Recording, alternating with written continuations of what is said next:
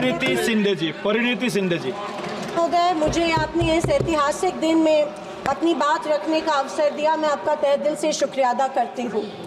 मैं उस राज्य से हूँ जहाँ संत ज्ञानेश्वर, संत तुकाराम और संत रोहिदास जैसे अनेक संतों ने समाज को प्रेम और सद्भावना दी। दूसरी तरफ शिवाजी महाराज, संभाजी महाराज और शाहू महाराज जैसे शूरवीरों ने अपनी दूरदृष्टि से सामाजिक एकता और न्याय संगत समाज प्रणाली की स्थापना की। मैं उस महाराष्ट्र की पुत्री हूँ जहाँ महिलाओं के अधिकार सुनिश्चित करने हेतु अनेक आंदोलन द्वारा महात्मा ज्योतिबा फुले, क्रांति ज्योति सावित्रीबाई फुले जैसे समाज सुधारकों ने समाज को एक नई दिशा दी। मैं उस महाराष्ट्र की बेटी हूँ जहाँ के महान सुपुत्र डॉक्टर बाबा साहेब अम्बेडकर जी ने इस देश को संविधान के रूप में एक सशक्त और न्याय संगत लोकतांत्रिक मूलाधार प्रदान किया। पर आज उसी महाराष्ट्र में बीजेपी के सरकार के शपथ विधि के बिल्कुल 5 दिन बाद उसी संविधान की प्रत की विटंबना की जाती है। मैं इस बात का निषेध करती हूँ।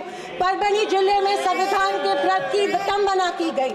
संविधान के हीरक महोत्सव के उपलक्ष्य में जब मेरे विचार रखने का मौका मुझे मिला तो मैं ये ज़रूर कहूँगी कि संविधान सिर्फ एक किताब या नियमों की एक संगति सूची नहीं है, बल्कि मेरी जान है संविधान, मेरी पहचान है संविधान और इस देश की आत्मा है संविधान।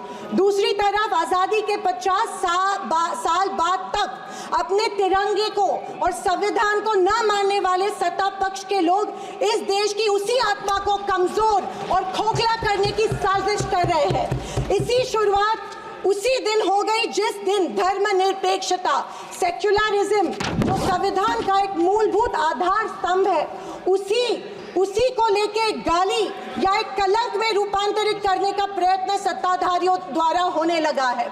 सेक्युलरिज्म को आज भी इस भारत देश की पहचान है, उसे सत्ताधारी पक्ष एक कमजोरी कर रहे हैं या एक बीमारी साबित करने की होड़ में लग गए हैं। संविधान की किसी भी चर्चा या बहस को ये लोग सिर्फ इमरजेंसी पर ले जाते हैं, पर ये भूल जाते हैं कि स्वर्गीय इंदिरा गांधी जी, हमारी पहली महिला पंतप्रधान इंदिरा गांधी जी ने उस वक्त के हालातों के मद्देनजर वो संवैधानिक कदम उठाए थे और उस दौरान हुए गलतियों की माफी भी देश के जनता से मांगी थी। और इतना ही नहीं, उनके विरोधियों ने गठित की गई कमेटी ने उन पर लगे सारे इल्जामों से उन्हें बारी कर दिया था। मैं आज इस सदन में पूछना चाहती हूँ मोदी सरकार से, सॉरी 400 पार का नारा फेल होने के बाद एनडीए सरकार से पूछना चाहती हूँ, आप मणिपुर पर देश की जनता से माफी कब मांगोगे? आप किसान आंदोलन में शहीद हुए 700 से अधिक किसानों के परिवारों की माफी कब मांगोगे?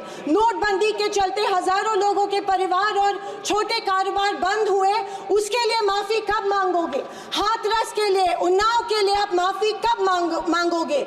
आए दिन महिलाओं पर हो रहे अत्याचारों के लिए माफी कब मांगोगे? जो बदलापुर में मासूम बच्चों के ऊपर मोलेस्टेशन हुआ, उसके लिए आप कब माफी मांगोगे? जेल में बैठकर अपराधी मर्डर प्लॉट्स गुजरात में सरकार उनको संरक्षण दे रही है, उसके लिए आप कब माफी मांगोगे? खैर, ये इनकी हिस्ट्री रही है या इनके डीएनए में है कि माफी सिर्फ खुद को बचाने के लिए अथॉरिटी में बैठे लोगों से मांगते हैं, आम जनता से ये माफी नहीं मांगते हैं। सत्ताधारी पक्ष के संविधान पर दिए गए भाषण सुनकर हंसी आ रही थी और अचरज भी हो रहा था, क्योंकि जो लोग इस देश में संविधान स्थापित होने के बाद हर पल संविधान को कोसते रहते हैं और हमेशा इस संविधान के विरोधी रहे हैं, उन्हीं को आज संविधान के गुणगान करते देख मन में प्रसन्नता हो रही है और संविधान के प्रति मेरी निष्ठा द्विगुणित हो रही है, क्योंकि ये एहसास हो रहा था कितने ही झूठ के पहाड़ बना लो, सच के आगे आखिर झुकना ही पड़ता है। आरएसएस ने तिरंगा को माना नहीं था। उन्होंने कहा था कि 3 अंक अशुभ होता है, तो क्या ब्रह्मा विष्णु महेश अशुभ है? जो हम 3 रेखाएं माथे पे लिखते हैं वो अशुभ है? क्या त्रिशूल अशुभ है? ये मैं इन्हें पूछना चाहती हूँ। वर्ष 1993 में आरएसएस ने अपने श्वेत पत्र में संविधान को कचरे का ढेर करार दिया था। क्या ये तिरंगे के खिलाफ नहीं है? तत्कालीन आरएसएस प्रमुख ने उस टाइम संविधान को बदलने की मांग की थी। धन्यवाद। आरएसएस महिलाओं को हमेशा पुरुषों से कमजोर समझती है। आरएसएस हमेशा महिलाओं को पुरुषों से कमजोर समझती है।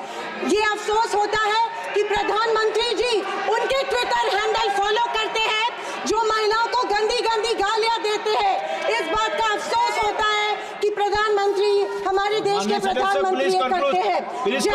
26 2001 में इन्होंने तिरंगा माना और इतने सालों बाद तिरंगे को नागपुर में होस्ट किया।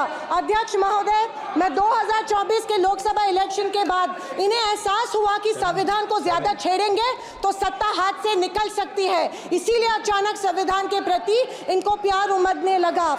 अध्यक्ष महोदय, विशेष रूप से राजनाथ सिंह जी ने, मैं उनका सम्मान करती हूँ, बयान में जाने अनजाने आजादी के बाद से लेकर 2014 तक सारी कांग्रेस सरकारों को ऐसे सर्टिफिकेट दे दिया जिसे कोई झुठला नहीं सकता। उनके मुताबिक संविधान की बदौलत एक गरीब का बच्चा प्रधानमंत्री बना, लेकिन उसकी नींव सर 2 मिनट सर प्लीज। मैं आखिर में यही कहना चाहती हूँ, मैं भारत का, मैं कुछ पंक्तियां कहना चाहती हूँ।